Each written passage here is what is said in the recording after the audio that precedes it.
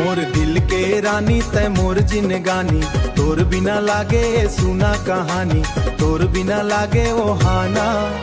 मोर दिल के राजा सहारा, तोर संग कट ही जीवन सारा।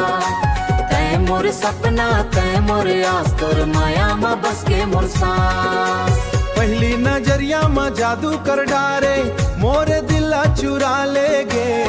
सुना सुना रहे जे मन मोर, माया के रंग लगा देगे। हो तोर मिठ बोली सुन के संगी, मन मोर गुनगुना थे। तोरे सुरता के मीठ छाँव माँ हर दुख दूर भगा थे।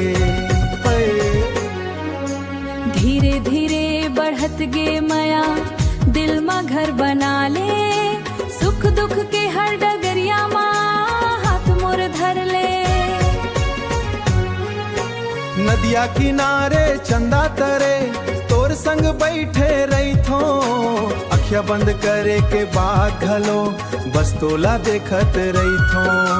फूल जैसे महकत है माया, तोर संग हर पल मोर। तोर बिना ये जिंदगी लागे, जैसे सुना होए ठोर।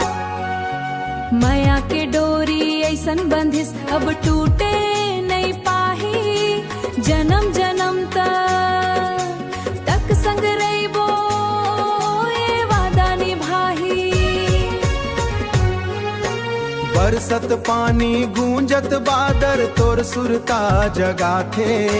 भीगे भीगे मौसम संगी, तोर चेहरा दिखा थे। अंधियारा घलो जिंदगी के पल में दूर भग जाते, पल में दूर भग जाते।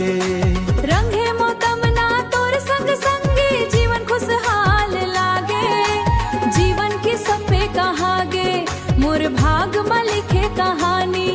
तोर नाव ले शुरू होवे। मोर दिल के राजा संग हर सपना पूरा होए। तोर माया मोर पूजा बन गे, तोर संग संग संसार। मोर दिल के राजा अमर रहे प्यार। मोर दिल के राजा अमर रहे प्यार।